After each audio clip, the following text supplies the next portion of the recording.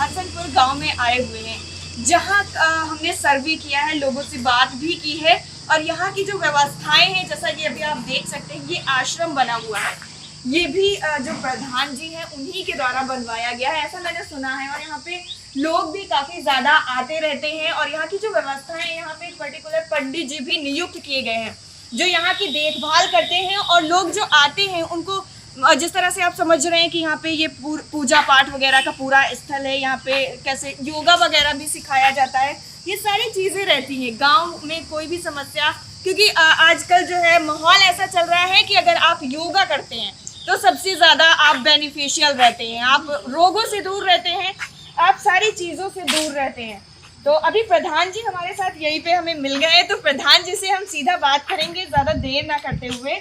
Sir बहुत बहुत स्वागत है आपका और धन्यवाद, आप हमें यही मिल गए, हम आप ही से मिलने के लिए आ रहे थे।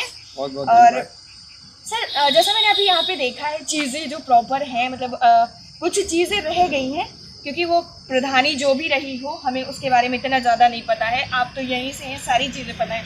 लेकिन अभी हम आपसे सिर्फ यही जानेंगे कि आने वाले 5 सालों की जो रणनीति है, जनता ने इतना यकीन और विश्वास करके आपको इस पद पे लाया है, तो इस बार क्या कुछ नया होने वाला है?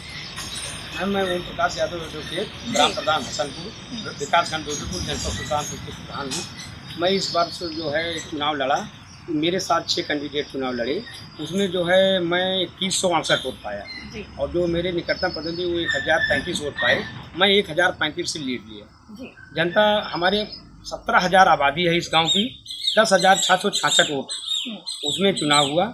जनता का विकास के प्रति जो है मेरे ऊपर ध्यान दिया कि गांव के विकास कराएंगे। और 2005 से 2010 के बीच में मेरी भाभी सुनीता यादव प्रधान रह चुकी थी, उस बीच में मैंने उनसे कुछ सीखा था और उसको आगे क्रियान्वयन करने के लिए मैं दोबारा प्रधान बना हूँ। जी, इस ब्लॉक में सबसे ज्यादा वोट पाने वाले आप एकमात्र कैंडिडेट हैं जो सबसे ज्यादा वोटों से विजयी हुए हैं, तो ये ही अपने आप में गर्व की बात है कि जनता किस तरह से आप पे यकीन करती है, तो इसकी खुशी अलग ही होती है। मैडम, ये हमारे यहाँ जो आबादी है पिछड़ी जात ज़्यादा है, पिछड़ी और एससी। पिछड़ी जात के और एससियों के साथ जो शोषण हुआ, जो विकास काम नहीं हुआ, उसको मैंने जनता के बीच में रखा कि मैं दोबारा प्रधान बन जाऊंगा तो मैं इस काम को जरूर करूंगा। तो उन्होंने हमको अच्छा मत दिया।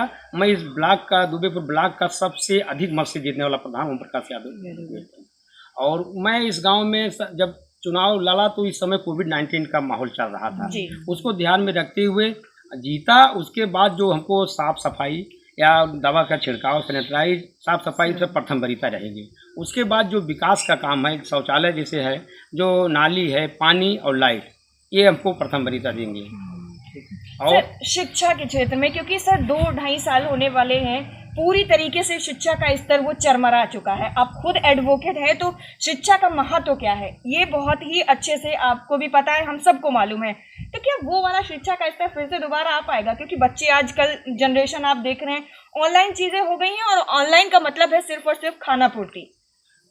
ऑनलाइन जो है, जो हमारे सरकार द्वारा ऑनलाइन की जारी किया गया है, इससे जो है बच्चों को शिक्षा उस टाइप में नहीं मिल पाएगी।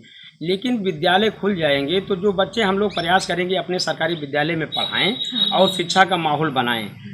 पूर्व में जो बीता है शिक्षा तो एकदम चरमरा गई है मैडम। और आगे भविष्य में मैं जो हमारे यहाँ सिर्फ जूनियर हाई स्कूल तक ही शिक्षा है, जो महिलाओं के लिए और पुरुष के लिए। अभी हमारे यहाँ इतने बड़े गांव सभा में कोई एक हाई स्कूल है, न इंटर कॉलेज है। तो सबसे ज्यादा प्राथमिकता यही रहेगी क्योंकि शिक्षा सबसे ज्यादा जरूरी है। शिक्षा रहेगी तो हमारे ही बच्चे आगे चल के राजनीति में आएंगे और सर्विस में आएंगे। बिल्कुल, आपकी तरह एडवोकेट भी बनेंगे, हमारी तरह जर्नलिस्ट भी बनेंगे, क्योंकि सारी चीजों के लिए शिक्षा जरूरी है।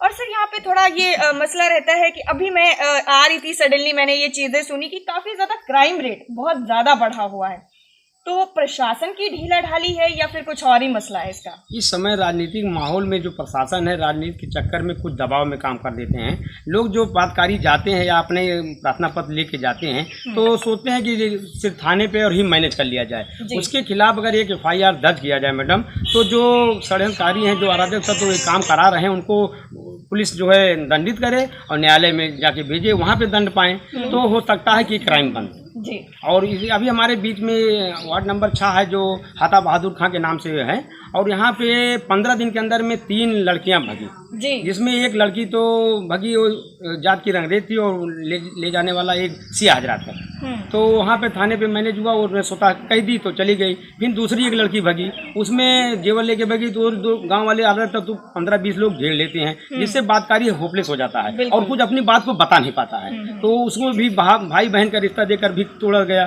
फिर तीसरी आज रात में घटना घटी है, जिसकी शादी परसों थी और उसके बाबा भी कल डेथ हुई, और आज रात में 3-4 लड़के लेकर और कट्टा अपना दिखा कर अफला दिखाकर उसको कैप्चर कर लिए। उसके साथ काफ़ी जेवर और चांदी सोने के जो आभूषण थे और कुछ नकदी 50,000 के बता रहे हैं, उसको लेके भी भागी है, जिसकी प्रार्थना पर थाना बंधुआ कला में दी गई है। अभी शाम को 4 बजे लेकिन सर इतनी बड़ी घटनाएं हो गई, 15 दिन में ये तीसरी घटना है, तो इसमें प्रशासन पर सवाल तो उठते ही है। प्रशासन की अगर थोड़ी ज्यादा उस पर ध्यान दिया जाए, प्रशासन अगर पूरी तरीके से सतर्क रहे, लोगों को अगर दंड दे, क्योंकि अगर हम प्रशासन का ये है कि अगर हम थाने में सुलझा लेते हैं तो क्राइम रेट अपने एरिया का वो कम दिखा सकते हैं। मेन चीज यहाँ पे पॉइंट ये है कि अगर हम रजिस्टर करते हैं, FIR करते हैं, तो क्राइम रेट आपका बढ़ता है। तो अपनी चीजें छुपाने के लिए आप दूसरे का क्राइम रेट बढ़ा रहे हैं। अगर एक को आपने छोड़ दिया है तो 4 और तैयार हैं वो चीज करने के लिए। तो यहाँ पे आप गलती किसकी देना चाहेंगे? प्रशासन की ढीला हवाली है या फिर लोगों की है? इतनी जागरूकता नहीं है यहाँ पे। उत्तर प्रदेश शासन का ये मकसद था कि कोई भी बातकारी प्रार्थना पर थाने पे लेके जाए तो उसका सर्वप्रथम FIR दर्ज करे। FIR दर्ज करने के बाद जो उसका आयु नियुक्त हो वो विवेचना करे, जो भी उसके दंडित लोग हों उनको उसमें भेजे।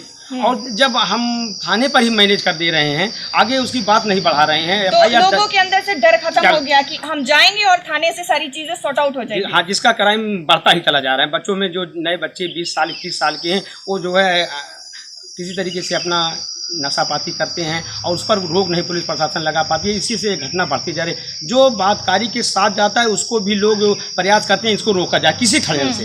जो उनके साइडर जो साथी लोग हैं उनको चेकअप करते हैं कि आप मत जाइए इस केस में। तो हम लोग सूचना तो ही दे सकते हैं, मैडम मैं प्रधान हूँ और जो भी संचार को व्यवस्था है अपना पत्रकारिता जो है, आप भी इसमें मेरा सहयोग करती हैं, लेकिन वो काम नहीं हो पा रहा है। जो चाहिए जनता को जो FIR दर्ज किया जाए, उसके बाद आयोग की ड्यूटी है। फर्स्टली यही ड्यूटी है, पुलिस थाने इसीलिए नियुक्त किए गए हैं कि अगर किसी को भी कोई भी समस्या होती है तो आप थाने जाइए, और उनका ये कर्तव्य बनता है। आपको इसीलिए बिठाया गया है कि आप पहले FIR दर्ज करिए, उसके बाद कौन सही है कौन गलत है, दोनों पार्टियां सुलह करना चाहती हैं या फिर वो उनपे केस करना चाहती हैं, इसके बाद ये मैटर आते हैं। आपको कोई भी हक नहीं बनता है यहाँ पे सुलझाने का। अदालत बैठी हुई है, इसका फैसला वो करेंगी। यहाँ पे सर मौजूदा सरकार से आप क्या अपील करना चाहेंगे? क्योंकि हम बहुत सारी जनता है, यहाँ तक कि बड़े बड़े आला अफसर हैं जो हमें इस वक्त सुन रहे हैं। हमारी तो अपील है, शासन जो है पूरा अपना न्यायालय द्वारा नियुक्त किया गया है, वहाँ पर जो है सुलह समझौता केंद्र बना हुआ है, महिलाओं का अलग पुरुष का अलग। तो हम लोग वहाँ पर इस केस को, यहाँ का जो कोतवाल हो या एसओ हो, इस केस को वहाँ जब पहुँचाए तो जो मेरे न्यायमूर्ति बैठे हैं, जो सुलह समझौता के जो अथराइज हैं, वो लोग वहाँ बैठकर न्याय करेंगे। और जब हम यहीं पर न्याय करके छोड़ दे रहे हैं, उसको दंड नहीं दे रहे हैं, तो ये क्राइम बढ़ता चला जा रहा है। तो मेरी अपील है कि ये जो है केस FIR दर्ज हो, आयोग उस चीज़ को वहाँ पर अदालत तक पहुँचाए, उसके बाद जो न्यायमूर्ति या समझौता केंद्र बना वहाँ पर हमको मिले और तो न्याय मिलेगा।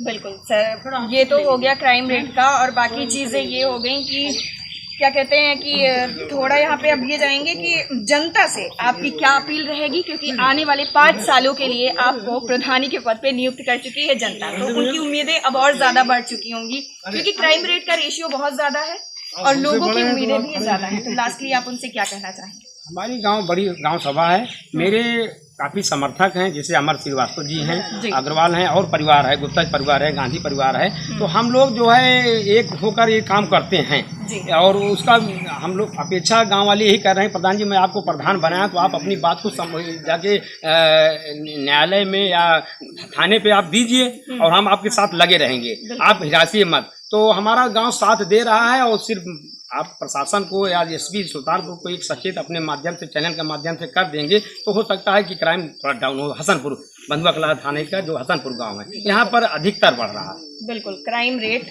कम करने की हम और हमारी पूरी टीम और सर की तरफ से भी ये अपील रहेगी आला अफसरों से। कि क्राइम रेट का जो रेशियो लगातार बढ़ रहा है इस क्षेत्र में, उस पर कोई ना कोई ठोस कदम जरूर उठाया जाए, क्योंकि हम एक मीडियम है आप तक ये बात पहुंचाने के लिए। हम ना सरकार हैं, आपको ये हक दिया गया है, आपको इस पद पर बिठाया गया है कि आप समस्याओं का निदान कर सकें।